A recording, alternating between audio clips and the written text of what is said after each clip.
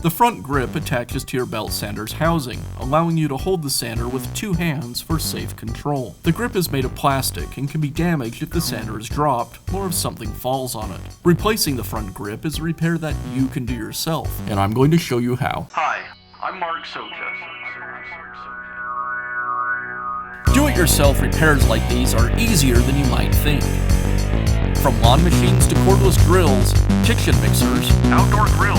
our how-to videos walk you through each repair from start to finish. So doing it yourself means never having to do it alone. Let's get started. The front knob is secured to the sander with 2 screws. I'll go ahead and remove them.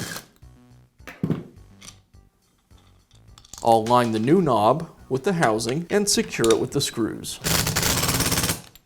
And that's how easy it is to install a new front grip on your belt sander. Be sure to check back often for new videos and expert advice. If you found this video helpful, give us a thumbs up And leave a comment.